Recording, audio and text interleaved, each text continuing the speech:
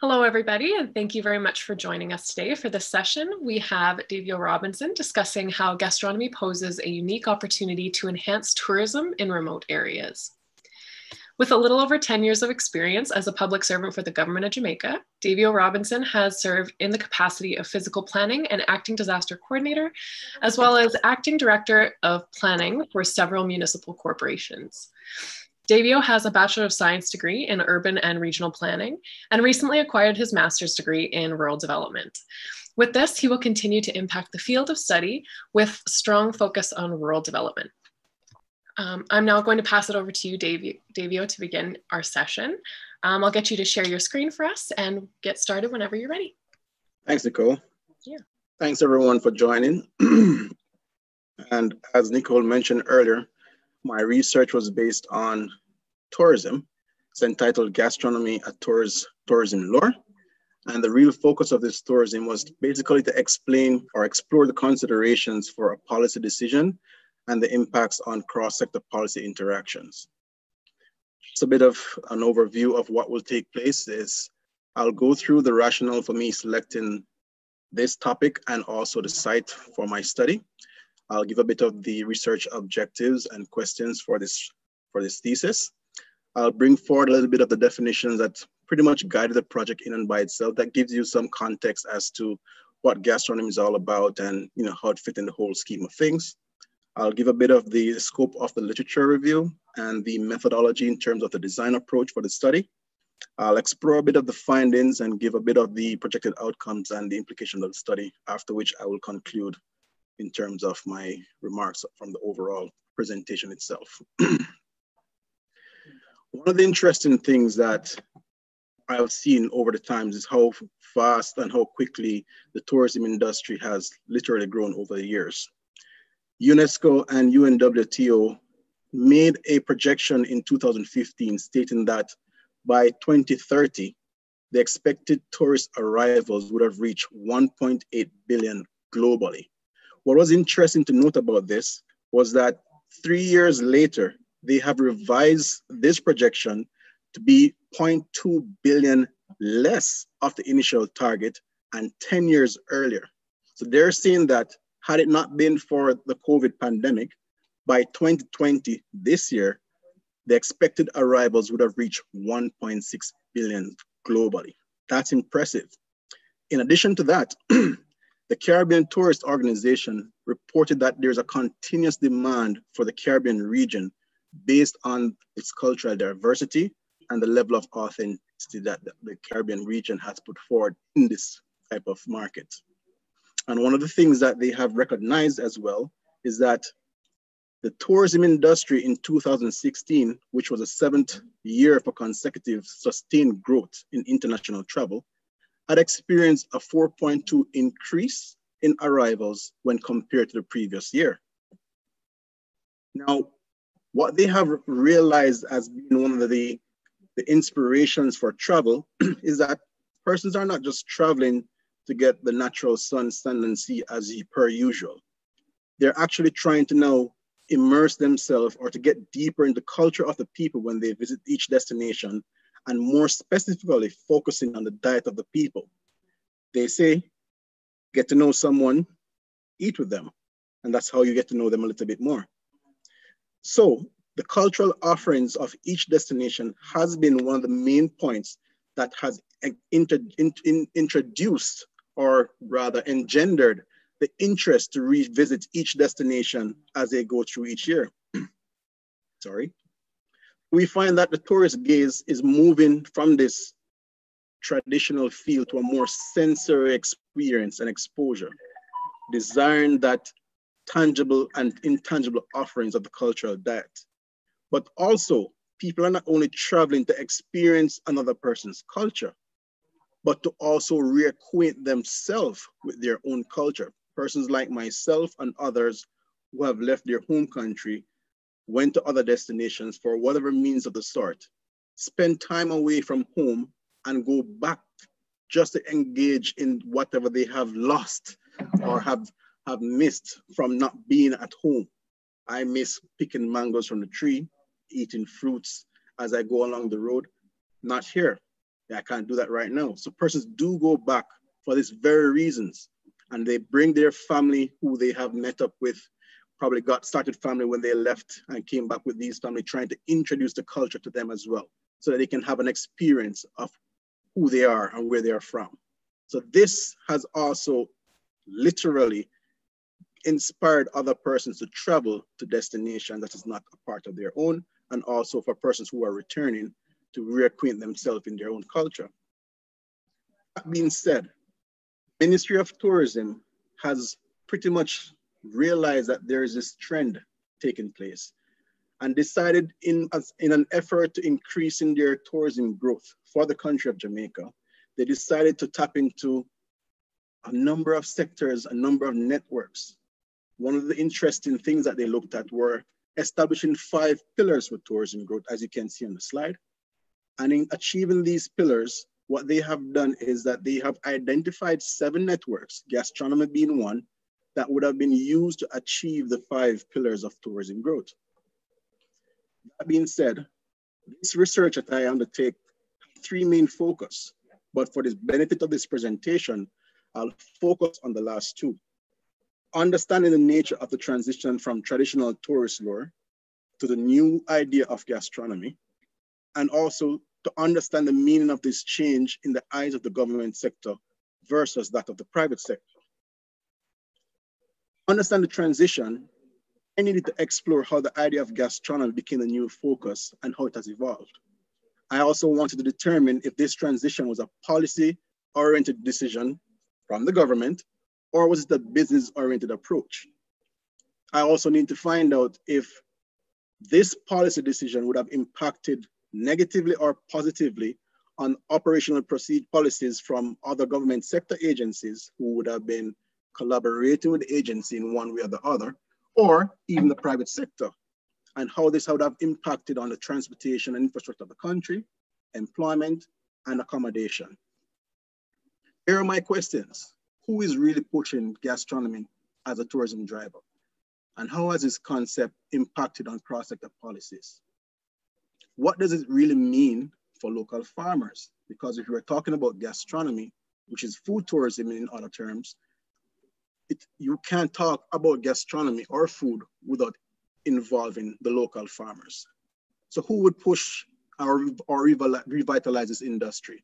Will they use imported products, or will they be focusing on mixed market approach? That being said, because gastronomy speaks to the culture of the people, there are 2 things that we need to have an understanding before moving forward. The difference between heritage and culture.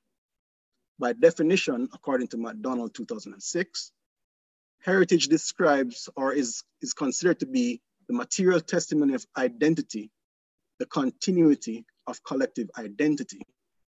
Whereas culture speaks to the cumulative deposits of knowledge, experience, beliefs, and so on, acquired by a group of people in the course of generations through individual and group striving.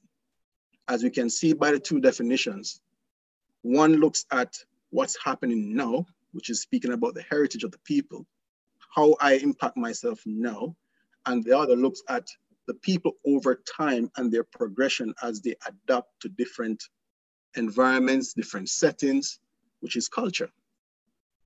That being said, cultural tourism, as described by the International Scientific Committee on Cultural Tourism, as cited by POP 2016, is an activity that enables people to experience the way of life of others, gaining firsthand understanding of their customs, traditions, intellectual ideas, and those places of cultural significance. With all that in mind, let's focus on what gastronomy really means. It generally refers to the originality of a dish, and it's being indigenous to a place, region, or country, speaking back to the culture of the people. Further, earlier in my presentation, I spoke about tourists wanting to immerse themselves in the cultural offerings of a country or a destination by getting themselves interested in the diet of the people, gastronomy. How you know someone? By eating with them. And most oftentimes, this is how cultures will come together, by having a big feast, back in the olden days, we'll have a big feast. They'll come and they sit. Wars were refuted right there. Big decisions were making over the food table. All of this was me sharing my culture through food. So when we talk about gastronomy, there's a wide range of activities that takes place under this one term. There's a knowledge-based side, agritourism side, marketing side, and the tour-based side. All these combine to make gastronomy what it is. And this is where the Ministry of Tourism, Jamaica, has been focusing their efforts on trying to impact and to touch on one of each sector that's listed here in this slide. The scope of this literature review, in terms of the theoretical focus, took place based on what we call market theory, which guided the development and explanation of various typologies, such as the typologies of the tourist, the typologies of the gastronomic tourist, typologies of agritourism. These various types explain for the document itself that people are not homogeneous to one setting. In terms of, I don't want to see a tourist and say, because you're a cultural tourist, you're all about seeing the sites of historical places, you want to know about how this came about. No, everyone have their own reason and their own interests. And that's what the whole focus of the typologists sought to explain, that no one person is the same. And as a result of that, everyone comes for something different.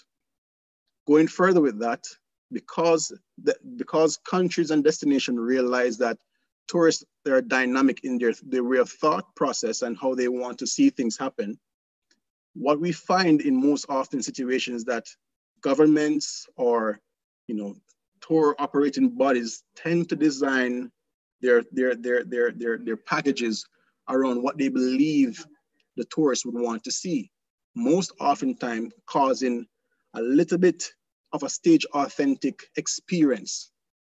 This is where we move forward into what we call creative destruction. As Sumter and Halpern said, this is as a result of over-commodification or putting a price value on cultural sites, losing the real focus of why you want to share the culture and turning it into an income-generating field. So there's a thin balance where you have to maintain what is authentic and inauthentic, what is culturally right and what is culturally wrong. And most oftentimes, when government bodies or when we find that tour operators or tour developers decide to over-commodify a product, what we get is what we see as the stage authenticity. Hence the reason why the conceptual focus in terms of commodification and authenticity spoke to that in that light. Apologies. One of the main takeaways, or several takeaways from my literature review, would have focused on what we call strategic alliance. And this is really important for the policy side of things in terms of the interaction with the cross-sector policies. Building relationships in the tourism sector can be equally beneficial as well as risky due to the level of competition that exists. However, one cannot deny themselves the ability to benefit more by incorporating other destinations in terms of a total package. For example, in Europe, they have literally gone through a thing called quality assurance, and they have created an environment that all the products that is European based, originally grown, have been certified to say, this is certified authentic from being from this region. And what they have done is that they have literally used that to make sure that anything that comes from this region, everyone benefits from it. So they have aligned themselves strategically, though their destinations are competing, they still know that the dynamic behavior of the tourist does not have everybody coming to see a winery or a vineyard, or everyone wants to see or taste a beer. Everybody has their own liking. And as a result of that, they have aligned themselves strategically to ensure that everyone benefits from the piece of the pie. Hence, going down to the second point below, under product development as an economic initiative, The dynamic between the host-guest relationship has been very delicate, and it's important for organizers, governments alike, to ensure that once they are promoting a nation's gastronomic endeavors, that they focus on ensuring that the product that they put forward not only represents the culture, but it's also protected from being over-commodified, hence resulting from all the destinations trying to focus on making a product to get the tourist dollar in their destination. That being said, this study was designed around using a mixed methods approach. The reason for using this approach, and I will say it's employing both the qualitative and quantitative style of research. It was done based on the fact that the time was limited to execute the study, and there was not enough existing material that lies within Jamaica that speaks to gastronomy being taken place as a government initiative. Though we have had persons before using gastronomy in various ways in Jamaica, it has not been taken in this serious light to be turned into a policy directive, and of such, this approach had to be taken. In terms of the sampling method for gathering my participants, the sampling technique that was used was called purposive sampling, and more particular, critical case sampling.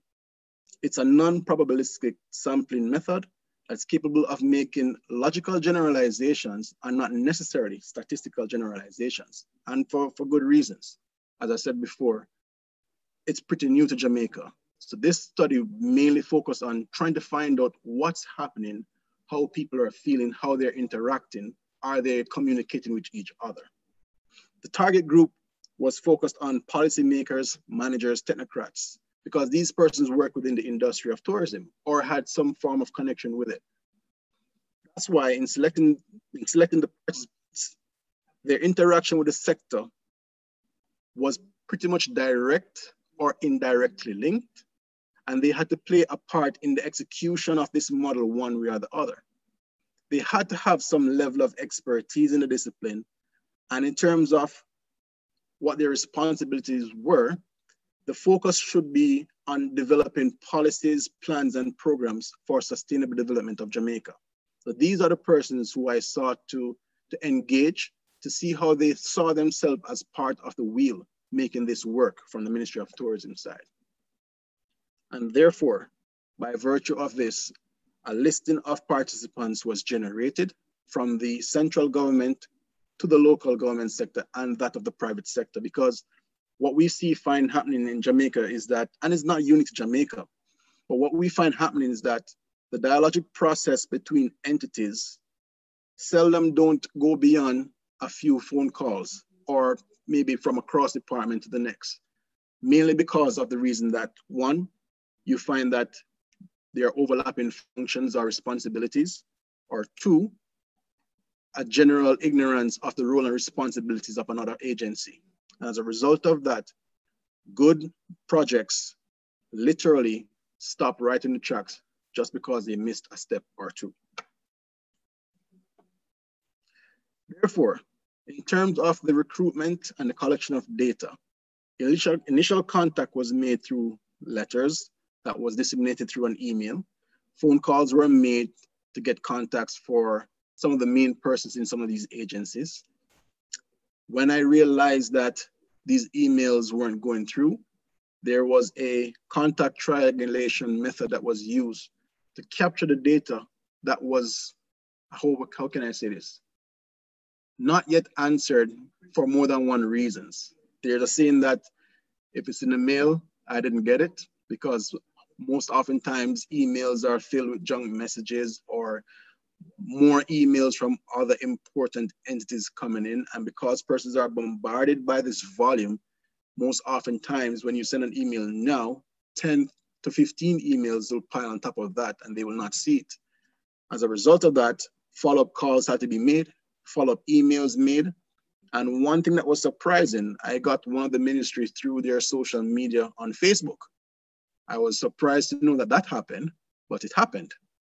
In terms of the data collection for the primary study, for the primary collection method, sorry, online survey was done through Office 360, for which a web link was sent, and they would pretty much enter the information that they seem fit. And then once they have completed it, would have been sent right back to my email, and I'll have been notified. And then I'll be able to pull the information down and then do the assessments. Some of my participants, I had to call them over the phone and do the interview because it was much easier for them that way based on their level of responsibilities. In terms of my secondary data, newspaper articles and statistical data from other entities were used to substantiate that of the primary data that was collected. In terms of the data analysis approach, it was more of a descriptive approach in terms of it did not seek to establish any real correlation between variables. In terms of the quantitative side of the approach, a simple mathematical equation was used to measure the awareness level of the participants, all with the focus of quantifying responses and making inferences after combined with the secondary data itself. For the qualitative side of it, the approach that was used was framework analysis. This is usually used to create an environment where your research collection, your data collection initially would have been giving you emerging data and data that is coming from outside of your initial study. And then from that data, you'd have used that to rearrange your tools and go out and collect more data. This side of things, when I was using the framework analysis, was not focused on that per se, but was more focused on creating themes and relationships between key points and making inferences also for future research to be undertaken and not necessarily for this particular study.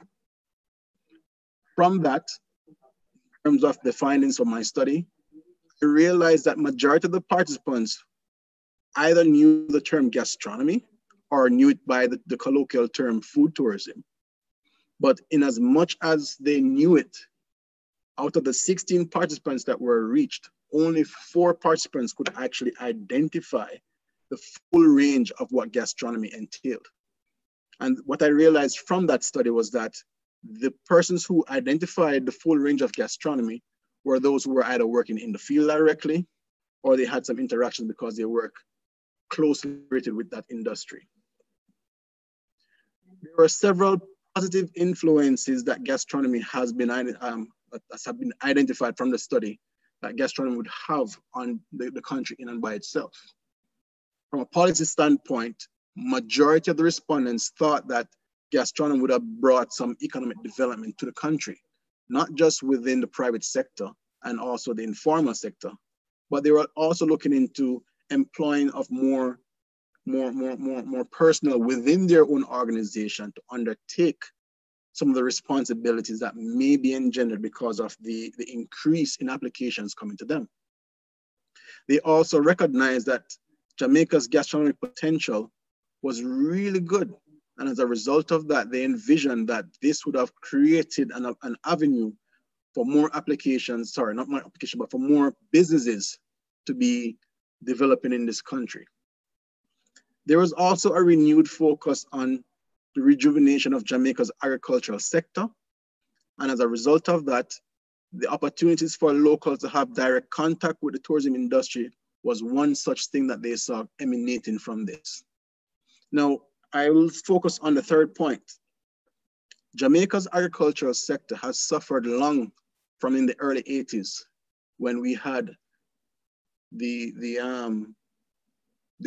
Jamaican market moving from a closed market economy to an open market economy, something that they could not have survived in because they're competing with countries who were fully industrialized and were getting interest rates under the dollar. Whereas Jamaica's interest rate at the time in the early 80s, no, in the late 80s going into early 90s was at 25%. So when you look at the comparative analysis between a small country just coming into independence on their own and earning not as much as they would want to earn, incurring a lot of debt from where they were before and trying to compete in this open market, it was impossible. So our agricultural sector took a flocking from those days coming right up into where it is now presently. As a result of that, a lot of leakages were seen to international markets for their own ground produce, the fruits and their vegetables, to name a few. So by virtue of them seeing gastronomy to be an opportunity for the rejuvenation of the agricultural sector, this I found to be very important coming out of the study. Because they're seeing that agritourism will play a significant role in this destination, whereas students from schools will be able to reintroduce to what the local methods or traditions were in terms of growing whatever they are focusing on. And it also provides the locals to give the opportunity of showcasing their own heritage based on their indigenous farming practices and techniques.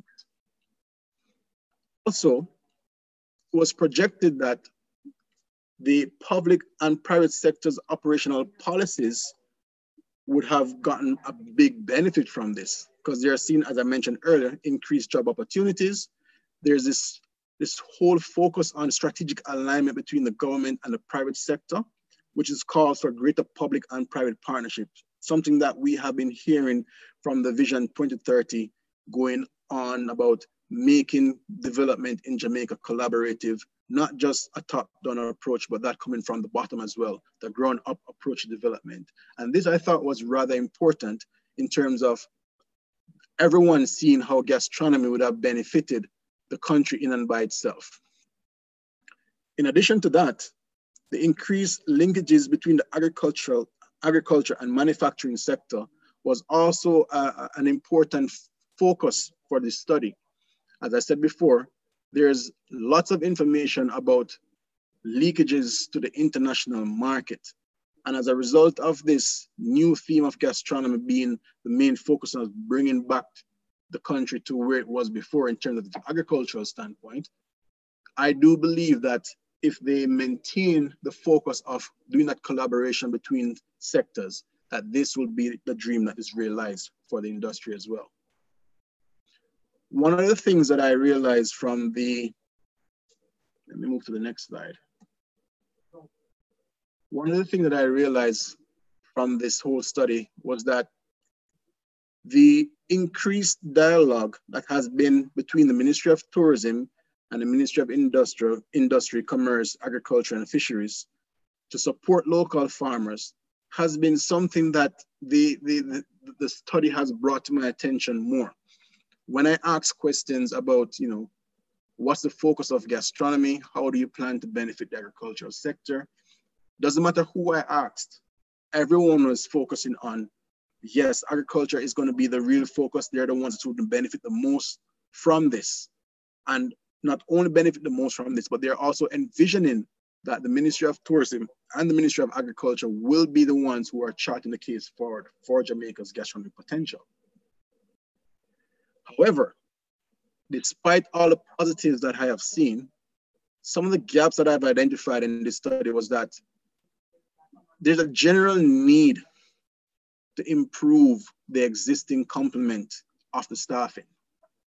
And I think this is one of the reasons for this study in terms of a lot of, as I said before, earlier in this presentation, a lot of times we have good ideas, but because there's lack of knowledge of the roles and responsibilities of other entities and agencies, we seldom think that, whenever we do something, everyone will benefit positively, not realizing the shortcomings of those who are in the system to assist in making sure that this product or this produce goes through properly. And as a result of that, most oftentimes the system becomes strained and frustrated. There's also a general unwillingness of some of these agencies within the government sector, mainly speaking at the local government level. They were unwilling to identify the existing deficiencies in their existing framework.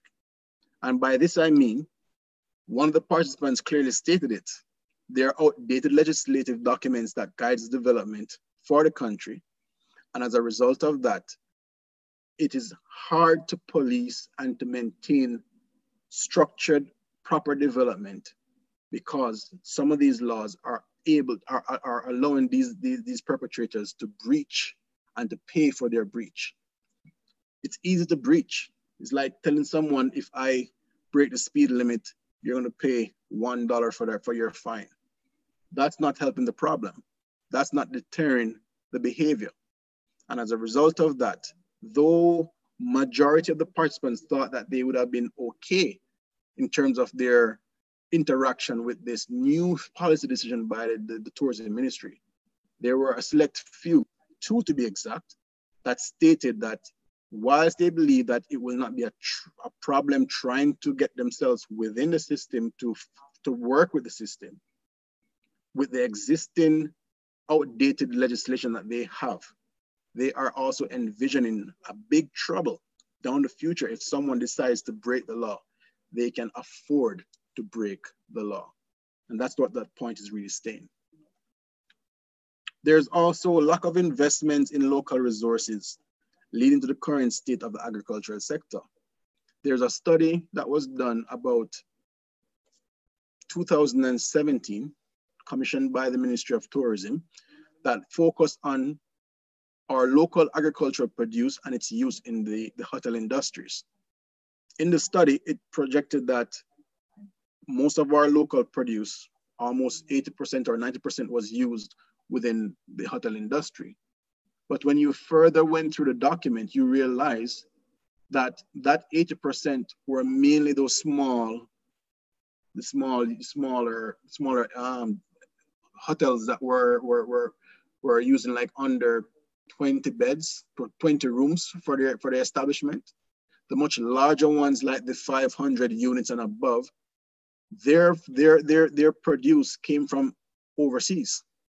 And that's where the leakages were identified based on the study.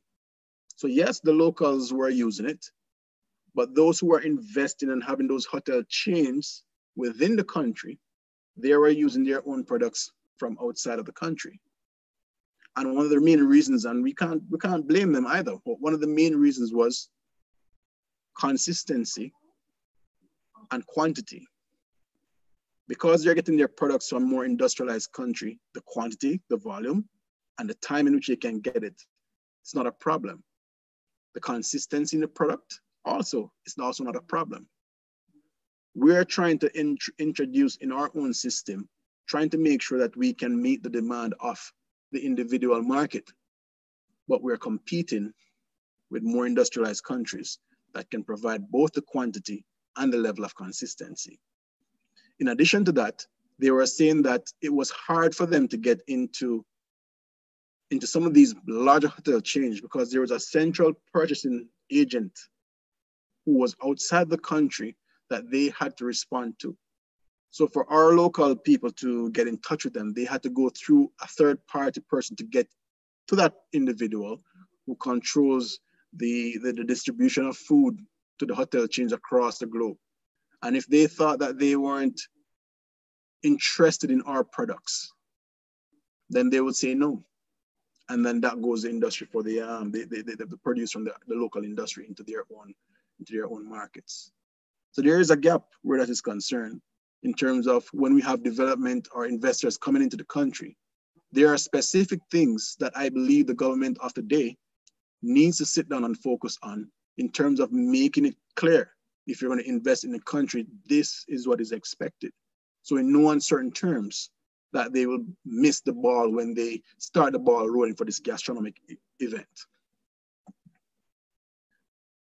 Based on the response from the Ministry of Tourism, one of the things that they have saw that in terms of introducing gastronomy and making it better for Jamaica would have been to establish new gastronomic centers. The first was the Devon House, which is the pretty much ice cream parlor located in the capital city of Jamaica that has a wide open field for family events and, you know, little shops where they can go and purchase gift items and food and ice cream. Nice family event. I like the place as well. Now, based on what they're saying, 5 years from the date of the study, which would have been last year based on the time in which I got the response from them, it would have taken 5 years from that time to establish additional gastronomic centers. But because of COVID I added an extra 2 years to that to say, give them 7 years to get the ball rolling for the establishment of new gastronomic centers, because there are criteria that have to be met. And they will also have to go through specific rudiments just to make sure that they're up to par before they can be established as gastronomic centers. There's plans of expanding Buff Bay, which is to the east of the island in Portland, as a coffee center. And by doing this, this is where the policy comes into play for community tourism. They are looking at developing a coffee trail that leads into the Blue Mountain, which is one of our heritage, not heritage site, but one of our main sites for Jamaica, protected sites. And they're in doing that coffee trail, they're expecting that this is going to encourage the establishment of a series of cottage industries along that trail. And the cottage industries is just mainly what we call the more informal setting for smaller establishment by locals who would have provided for those tourists, local and overseas, along that trail. So you can get your local foods, soup, jerk chicken, to name a few, from these local cottage industries. And it would be anything that would have been linking with that theme for the coffee trail. So there's a lot going on policy-wise for Jamaica with gastronomy, because it's not just touching the Ministry of Tourism, it's also touching the Ministry of Ministry of Economic Growth and Job Creation. It's touching the Ministry of Local Government. We're talking about the Social Development Commission, who will work with these communities to build their ideas for these cottage industries and the plan that they have to see for this cottage trail. So there's a lot of interaction, but are they talking with each other? What is the real focus from the Ministry of Tourism as it relates to the local authorities who would have had the roles to play along with these communities, making sure that from the bottom up, they grow and grow properly? And that's a focus that I have for this study. So I do believe that if unchanged in terms of their approach, there's a lot of things that will happen negatively, that will impact negatively rather, to this whole idea of using gastronomy as a tourism driver. Not just from the whole aspect of not communicating between agencies, but based on the tourism demand that was done by the Jamaica that's done by Jamaica Tourist Board. Results were coming back that local tourists were being harassed in these tourist destinations. They were experiencing inauthentic experiences, and the accommodations that they were attending were in poor qualities. So the Ministry of Tourism now, in connection with the Jamaica Hotel and Tourism Authority, would have to be focusing on how can we raise the standards with these existing facilities to make sure that they're not just meeting the standards for international tourists, but they're meeting the standards for local tourists as well. And in terms of the training of the staff, so that persons who visit their establishment, when they visit, they leave with an experience of saying, yes, I was served by a true Jamaican or a true person of this culture. When they leave, they have to leave with that experience. So there's a lot of work that needs to be done between agencies to make sure that the standard for one is a standard for all. And this is what I mean by the policy interaction. How do you see yourself interacting based on this new focus of using gastronomy as a tourist driver? As I said before, in terms of future study, I do believe that there's room for exploring gastronomy's impact on the formal and informal economy, giving them time, 5 to 10 years, to see how, from the date of inception to that time, where have we gotten? What have we done since then? How have we refocused and reshaped initially what we had set out to be the goal for Jamaica during this whole pandemic? And in terms of the whole aspect of I'm using gastronomy, my food, my culture, to engender tourism, to engender the tourism industry to move and bring people to come and experience our culture through food. Where have we been since we have started? That's what I'm seeing within a 5 to 10 year period for this refocus of the study. In concluding, terms of my approach, my objectives, whether the traditional lure for tourists was because of the food, or was it because of this new focus on, you know, people trying to understand the culture of the people? What was it that was really pushing this change in the tourism industry? Why are people not going anymore for the sand, sea, and the regular sun that they are accustomed to? It is simple. Time is changing. As people's economic endeavors have increased, they want to see more. And with the ability to do more short trips for lower rates, they can travel to various destinations and experience other things. And as a result of that, the market has to change as well. It is forced to change. And by that, we see destinations, countries, trying to find and refocus themselves to strategically align themselves with the new interest of the industry in and by itself. And in terms of understanding the meaning of this change in the eyes of the government sector versus the private sector, what they have seen based on the results of the study is that, yes, they acknowledge that it is something new in terms of the focus that is being taken. Gastronomy is not new to Jamaica, but the approach that is taken to use it as a policy decision is new. So they acknowledge that, yes, there are some things that they will have to refocus on, hence the reason why some persons say they think that they need more staff. But at the same time, there's a general feel that there won't be much change from what they are accustomed to, because they believe that from what their experiences have shown, they will be able to literally maintain and sustain and to keep the industry moving as well. There is also that concern about the existing policies and the legislation that guides development in Jamaica, being that they're outdated. However, in defense of the bodies with responsibility for this update, I have seen that there have been changes in terms of some of the policy documents that they're using have been revised and being revamped as we speak. So there is a move to make that change. However, that change in terms of the timeline, we have to ensure that it moves along with the times. That being said, thank you for your time. Awesome. Thank you so much for that, Divya. That was great. There were definitely a lot of points that were brought up that I never would have ever really thought of in terms of how difficult it is to implement these types of tourist attractions into different communities. It was really great. Thank you for sharing that. No problem. Sure, no worries. My pleasure. I did have a few questions. They're not deliberately directly related to Jamaica, but more of just to get your opinion in general Sure. from work that you've done to kind of get a little bit more information from you. Okay.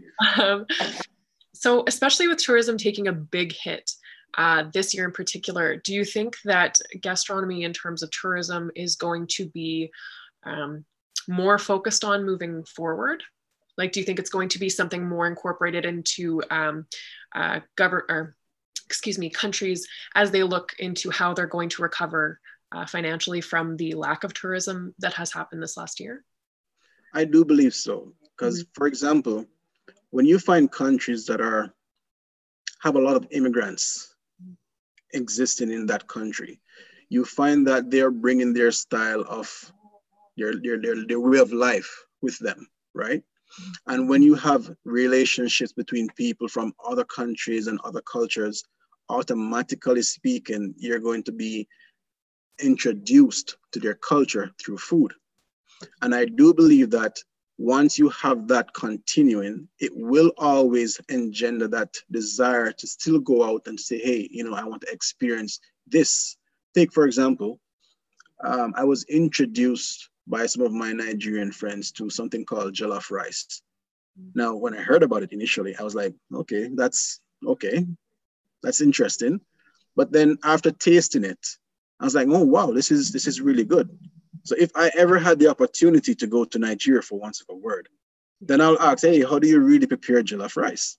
I've heard persons come to me and say, hey, look, I've heard about the Jamaican jerk chicken, and I've heard about ackee and saltfish. But when you go to Jamaica, you get the real preparation of how it is done. So I still believe that yes, once the pandemic subsides, there will still have that interest in going out to experience the culture of the people, because that will never change. Mm-hmm. Persons like food, and wherever food is, some people have it as a secondary reason for travel. Others have it as their primary reason for travel. Mm-hmm. So you do have persons that travel specifically for those gastronomic pursuits. And as a result of that, I do believe that as soon as this pandemic thing subsides, it's going to shoot right through the roof again. Yeah, exactly. Especially because people have been so deprived from all of these new and different experiences for so long. And your point on nostalgia was also really, really interesting. And I think that's one of the points that gets people to go back. And like you said, as people have more time to go, they do want to go and see more. But I think that it's the whole experience that creates that nostalgia that keeps people going back. And that kind of ties into what you were saying about, I can't quite remember the exact example or what the tourist site was exactly, but how there may be inauthentic experiences or maybe even negative experiences with tourists going to certain sites. And I think that unfortunately is like a huge detriment to the tourism industry itself. Yeah, absolutely. Because people are going so far and they do want to experience that authenticity. And when it doesn't happen, it's very deterring. And so it is really important to like think about this for the future for all of the countries who are very heavily tourist based. I thought that was really cool. There's a case for there's a researcher by the name of Yang that he was focused on a region in China that was a tourist destination. But what they said is that most of the persons who were within that community portray themselves as being from that culture, but they weren't. They heard of it. They saw some of the activities taking place, but then the representation in terms of even the signs on the door, how they wrote the signs were so inauthentic, and persons from the region who came to that destination to say, yes, I want to see what they're doing because they had some knowledge of it, were turned off, right? And one of the things that we should never do is we should never think that who we're showcasing or who we're projecting our culture to does not have a clue of what we are. Because you have people who have been introduced to our culture through many ways, form and shape.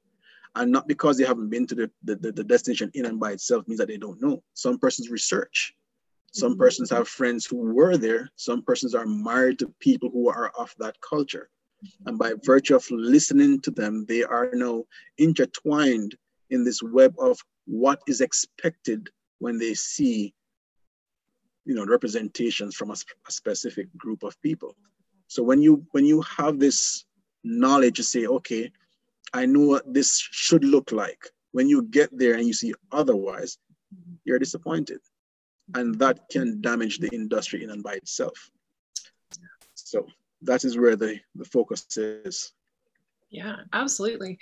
And especially too, realistically speaking, when things are represented inauthentically, it is a type of appropriation, absolutely, because exactly. you're not representing the culture to its full extent, and that is a huge pitfall for sure. And like you said, especially with tourists from other areas in the country or who do have background knowledge, they might see that, and because appropriation is such a huge point of contention, that's a huge deterrent. Oh, yeah. Continue experiencing.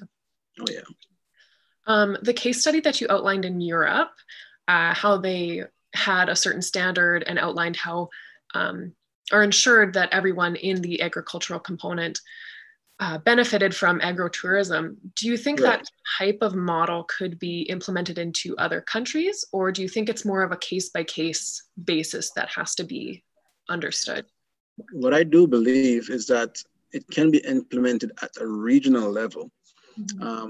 There's a point in the presentation that I mentioned about strategic coupling with various destinations. This is where I was going with that approach.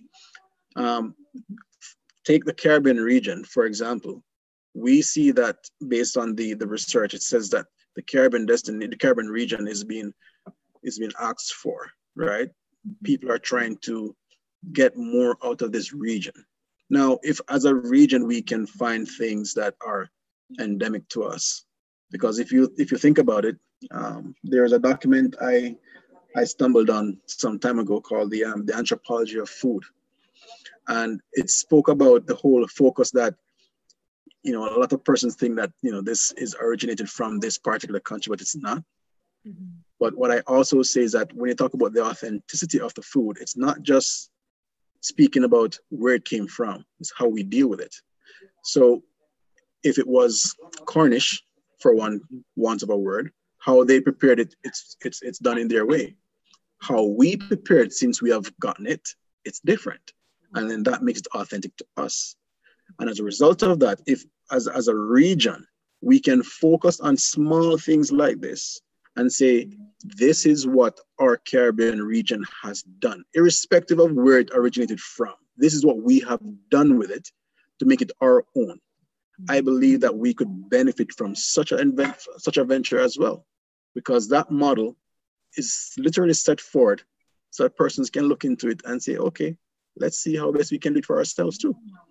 And as being small island developing states, it is important for the Caribbean region to focus on group striving, because the way forward for small islands is group striving. So yes, I believe it's a model that can be implemented on a regional perspective. And if you have provinces within some of these Caribbean destinations and parishes, what they can do is to simply do a similar thing on a small scale. What's endemic to this parish? What's endemic to this province? How can we focus on making it a product of that destination? And by doing that, you're literally securing the rights to that product. And that's where they were going with that, like the wine, like the cognac. When you speak about cognac, you speak about France and all those places, right? There are certain products, once you speak about it, it's, oh, pizza, Italy. We talk pizza, you talk pasta, it's Italy, right? Yeah. That's all here. I'm Italian, I'm having Italian food right now. That's exactly where it's going. So if you can do something like that, when you hear jerk chicken, you think about Jamaica, right? It's actually an African preparation. But when you hear jerk chicken, you hear Jamaica. There you go. Yeah. So stuff like that, that's where I'm going. If we can find things that can be unique, we can use that as a tool or as a mechanism to say, this is authentic Caribbean style preparation. Yeah, exactly. So it's the importance of wording and recognition, but also making it your own, making it part of the culture. Exactly. Awesome. We do have a question in. An individual loves to travel, but hasn't been super interested in trying the local foods in particular. It appears that the focus on this is for inbound tourists, but how could these processes encourage domestic tourism? And do you see successful replication in small towns or territories in Canada? That's a great question, actually. Most persons, as I mentioned earlier about the tourism typology, not everyone wants to travel for food. Again, some persons, it's a secondary option for them. It's as a result of a necessity, right? So for persons who are not necessarily interested in food per se, but have it as a secondary feel for them, right? When they go to other destinations, especially in Canada, for some of these small communities, you find that if the locals themselves focus on branding themselves properly, to say that, hey, when you come to Brandon, Manitoba, you come and experience this, it will be on that bucket list. You know what? I'm not a foodie person, but I heard about this. Let me go and try it. And by virtue of that, you become a tourist. According to Stats Canada, you have to travel a certain distance to be called a tourist, even though you're from the province. So the more you travel between nodes, based on that particular distance, I don't remember the figure right now, but it's so many miles. It works out about an hour's drive. So if you drive for an hour outside of your original location, to go to another destination, you be considered as a tourist, right? Yeah. And by virtue of that, yes, it will be beneficial. And you find that local communities who can, let's say I was traveling to do a meeting in a small community. I'll go and ask, where can I get the best food from? That's the first question anyone asks. Where can I get the best tasting food from? And that's talking general like a tourist, right? Because you're not from the area. You want to know where the people eat. Where can I get this food from? Because you want to have something good to remember. Oh, I went there, right? And somewhere I can go back to when I get there again. And by virtue of that, that is how it moves from destination to destinations for those who are not interested in traveling for food to benefit from various local produce, even if they themselves are locals. Right. Awesome. And I think that largely goes back to one of the 4 pillars, which was marketing, right? Exactly. So the local businesses have to construct and formulate advertisements and marketing to make themselves a point of interest and to increase the agritourism. Exactly. From the study, one of the things that I've realized is that when I was looking at Travel Manitoba's strategic focus for tourism industry, and in particular for gastronomic endeavors, they have literally partnered with communities in creating websites with a particular standard, a particular look, based on marketing experts to say that, a sign of a certain color and letters of a certain text brings people towards you more. So it's that standardization was really awesome to see. And then not only standardization, but they all focused on their food. Mm-hmm. When you come to this location, go and visit this person, or go and have a taste of this coffee, or go here to have this. Almost every site had that on it. And that's something I believe that Jamaica can take away, to say that work with the local parishes, work with the local communities, help them to develop their products. Once you develop that product, show them how to market their products as well. And if you can do that and create that general standardization, half the job is done already. Yeah. Even in that brief discussion of you talking about the coffee trail, I was mentally planning a trip. It sounds great, but that's exactly it. It's best formulated. Coffee in the world. Yeah, absolutely. And I feel like that really it targets a huge group of people. Exactly. So yeah, exactly. The importance of marketing in food and agro is for sure absolutely important. Just getting the information out. Your free advertisement. Yeah, exactly.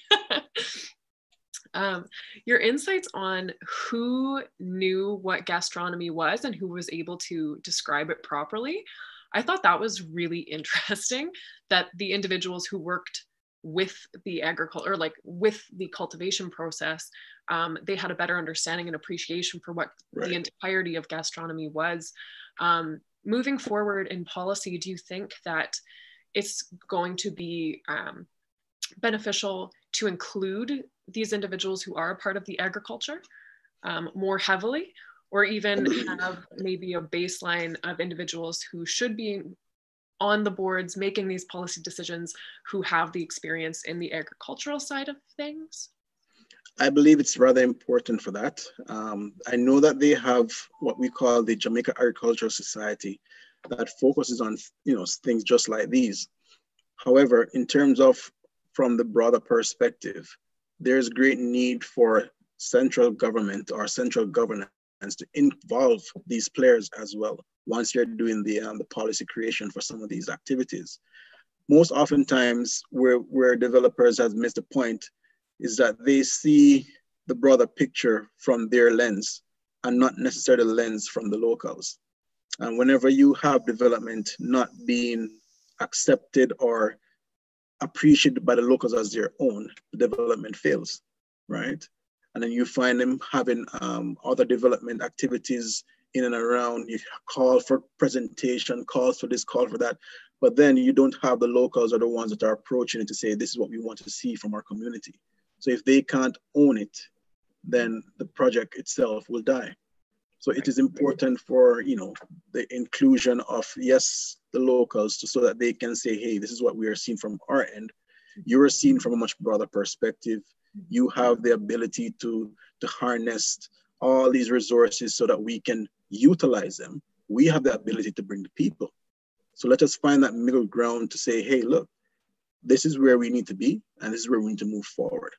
And then the guidance will be based on what they're seeing and what policy says can actually happen. So yes, I believe that there is room for that. Yeah, absolutely. Awesome. I think that was all of the questions that we had for today. I would like to thank you again for joining us today. I know you're very busy, so we really appreciate you coming and talking about this with us here at RDI. I would like to thank all of our participants for coming today, and have a great afternoon, everybody. Thank you so much. Thank you. Have a good one. You too. Bye-bye.